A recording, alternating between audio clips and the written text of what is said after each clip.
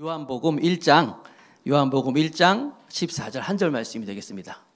요한복음 1장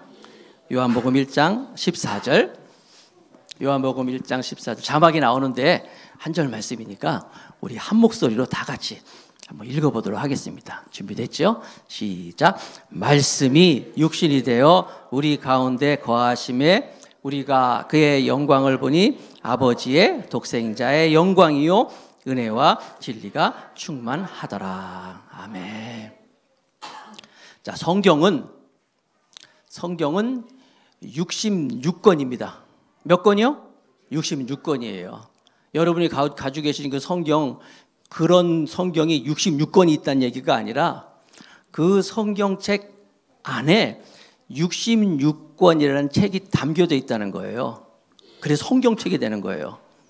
구약 신약으로 나눠져 있는데 구약이 39권, 신약이 27권, 총 66권이 있는 거예요. 39, 27 외우기도 쉽네. 그런데 이 성경 66권은 66권이지만 40여 명의 사람들이 각각의 기록을 했어요. 66권이니까 2권 쓴 사람도 있고 3권 쓴 사람도 있겠죠. 그리고 이 성경이 쓰여진 기간은 66권인데 1600년 정도에 이렇게 쓰여진 기간이 있어요. 1600년 동안 40여 명의 사람들이 66권의 책을 썼는데 언어도 구약 성경은 히브리어 대표적으로, 신약 성경은 그때가 이제 헬레니즘 로마 시대 막 이럴 때니까 헬라어로 기록이 되어 있고 또 아람어도 이렇게 3개 언어가 성경책에 담겨져 있어요. 그리고 쓰여진 장소도 아시아, 유럽, 심지어 아프리카 이렇게 성경이 쓰여졌어요.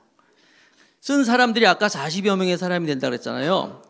어떤 사람들이 썼나 보니까 아주 다양한 사람들이 썼어요. 제사장도 썼고 선지자도 썼고 목동 또 왕도 썼고 심지어 포로로 잡혀갔던 느헤미야 같은 사람은 포로로 잡혀갔거든요.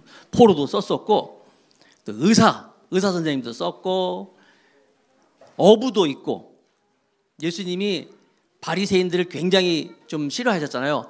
바리새인도 성경을 썼더라고요. 누가? 바울이 나는 바리새인 중에 바리새인이다. 여러 사람들이 이렇게 성경을 기록을 했어요. 그런데 이 66권의 책, 다양한 장소에서 그 긴 1600년이라는 그런 기간 동안에 이 사람들이 썼는데 이 66권의 책의 초점은 딱 하나예요. 이 사람들이 쓴 책 모든 핵심은 하나예요. 바로 예수 그리스도가 핵심이에요. 여러분, 만약에 제가 여러분들에게 진흙을 다 나눠줬어요. 진흙을 다 나눠주고 여러분에게, 자, 여러분 지금부터 이 진흙을 가지고 사람을 만들 건데 여러분들이 한번 마음껏 만들어 보세요. 어떤 사람은 머리를 만드세요. 어떤 사람은 팔을 만드세요. 어떤 사람은 손가락을 만드세요. 다리를 만드세요. 발가락을 만드세요. 이렇게 만들려고 했어요.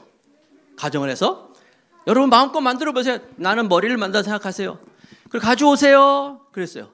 그걸 딱 모으면은 여러분들이 각각 만든 것이, 진흙으로 만든 사람이 모양이 제대로 돼 있을까요? 안 돼 있지. 친구들 잘하네, 꼬맹이들도. 여러분, 어떤 사람이 미국에서 동상을 만드는데 동상 머리를 만들었어요. 그리고 있다가 한 200년 흐른 다음에 또 다른 사람이 팔을 만들었어요. 한 500년 지난 다음에 어떤 사람이 또 배를 만들었어요. 배. 어떤 사람이 한 1000년 지난 다음에 다리를 만들었어. 그런데 그 1600년이라고 했잖아요. 긴 기간 동안에 각각 사람들이 만들어가지고 가진 동상을 보니까 똑같은 동상. 그러니까 하나의 완벽한 한 사람이 만들어졌다. 이게 가능한 일입니까? 가능하지 않죠. 근데 만약에 이게 가능하다면 어떤 한 사람이 설계도를 잘 만들어서 설계도를 잘 만들어서 이 설계도로 만드세요 하면 좀 될 거고, 아니면 한 인물이 감독을 하는 거야. 머리가 너무 커, 조금 더 작게 만드세요. 다리를 좀 더 만드세요. 이렇게 만드세요. 감독하는 사람이 있다면은 아마 그렇게 1600년이라는 기간 동안에 완벽한 동상이 만들어질 수 있을 거예요. 여러분, 성경이 1600년 동안 각각 다른 사람들이 각각 다른 장소에서 그리고 각각 다양한 사람들이 글을 썼는데 한 가지 얘기를 하고 있어요. 똑같은 얘기를 하고 있어요. 그게 뭐냐면 예수 그리스도를 얘기하고 있다는 거예요. 성경은 바로 그런 책이에요.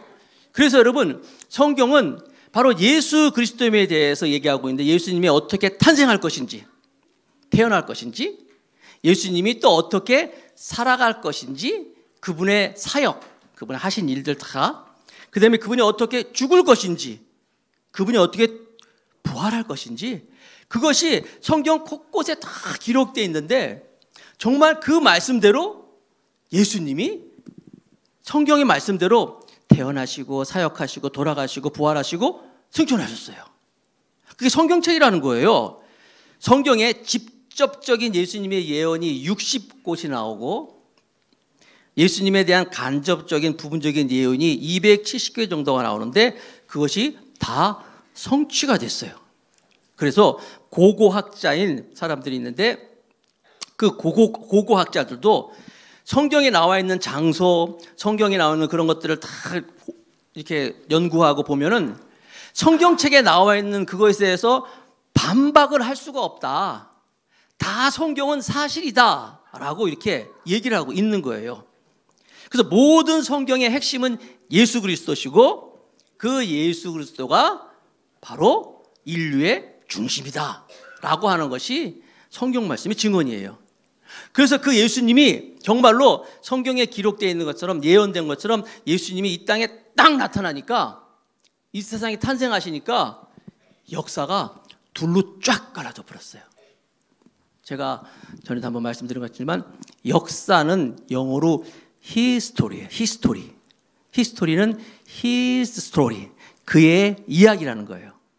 역사는 그의 이야기라는 거예요. 그가 누굴까요? 바로 예수 그리스도시요. 역사는 his story. 그의 이야기.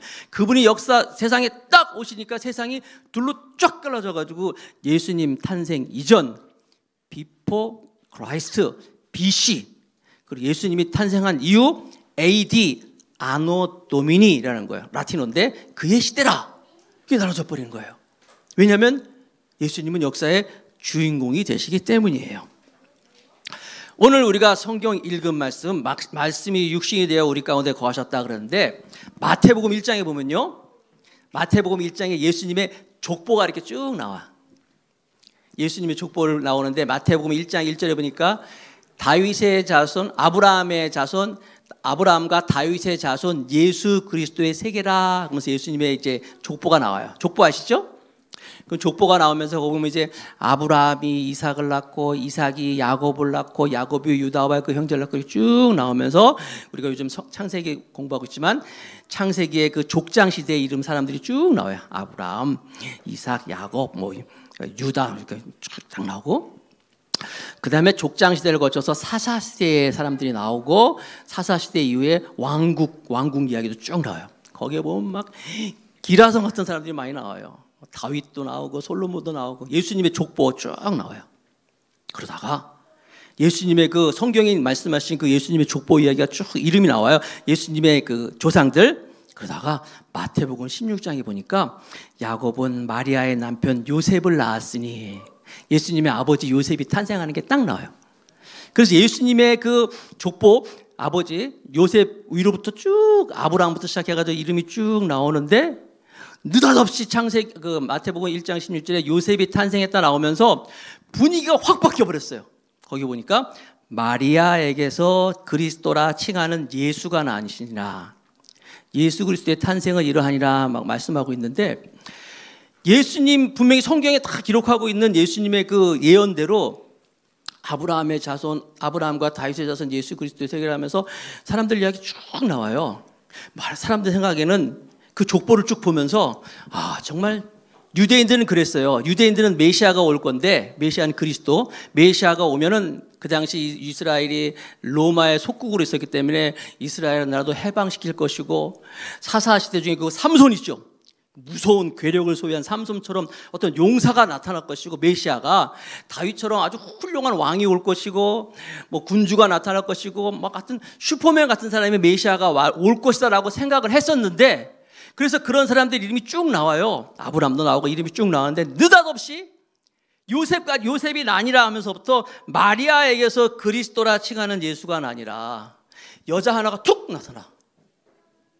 남자들 이름이 쭉 나오다가 여자 하나가 툭 튀어나오더니만 요셉까지 나왔는데 갑자기 마리아에게서 그리스도가 나시니라. 그 남자들, 사람들이 알고 있는 혈통, 인간들이 생각하는 족보가 아니라 여자가 툭 나타나가지고, 여자가 누구예요? 마리아. 마리아는 아시는 것처럼 성령으로 잉태하여서 예수를 낳았다 그랬어요.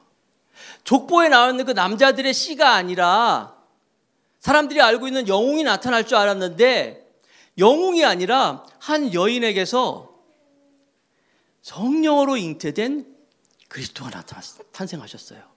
이건 무슨 얘기냐면, 영웅이 아니라, 사람들이 생각하는 왕이 아니라, 용사가 아니라, 장군이 아니라 한 여자에게서 한 아이가 나타났어요.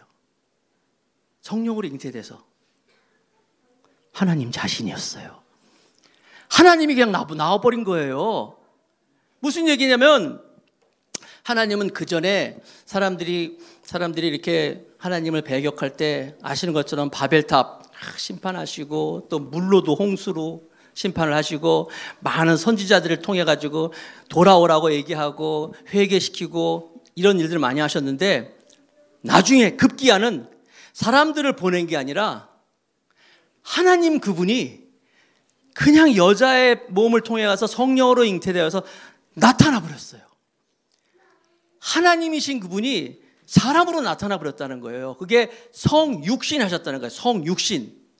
이게 얼마나 놀라운 일이냐면, 하나님이신 그분이 이 땅에 당신의 모습을 보여줬다는 거예요. 그리고 그분은 성경 말씀 있는 것처럼 처녀가 잉태하여 아들을 낳으리니 임마누엘이라 하리라.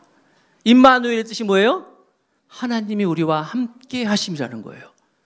하나님이 구약 성경에도 보시면, 우리 창세기 보면 알겠지만, 하나님이 인간들이 자꾸 배역하니까 나는 다시는 너희들하고 같이 않겠다, 이렇게 말씀하셨던 분이었는데, 그분이 그냥 우리에게 오셔가지고 우리와 같이 계시는 거예요. 하나님은 볼 수도 없고 느낄 수 없었는데 그분이 인간의 몸을 입고 이 땅에 나타나 버렸어요. 성육신을 해버렸어요.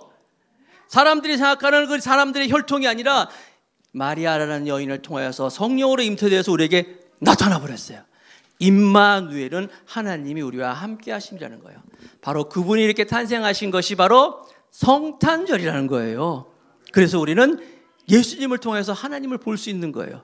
하나님이 우리와 함께 하시는 거예요. 임마누엘이라 하리라, 바로 하나님이 우리와 함께 하심이라는 거예요. 그래서 그 하나님이신 그 예수님은 오늘도 이 시간에 우리와 함께 하신다는 거예요. 어떤 사람들에게? 예수님을 나의 주, 나의 하나님으로 고백하는 자들에게 임마누엘, 함께 하신다는 거예요. 그분의 탄생이 바로 성탄절이에요. 그분이 탄생하니까 하늘에는 영광이요 땅에는 평화라 그랬어요. 2022년도에 이 성탄절에 이 그리스도의 탄생, 성육신의 이 의미, 성경에 말씀한 약속된 그 하나님의 탄생, 예수 그리스도의 탄생을 축하하면서 하늘에는 영광이요 땅에 평화가 넘치는 우리 모두가 다 될 수 있기를 주님의 이름으로 축복합니다.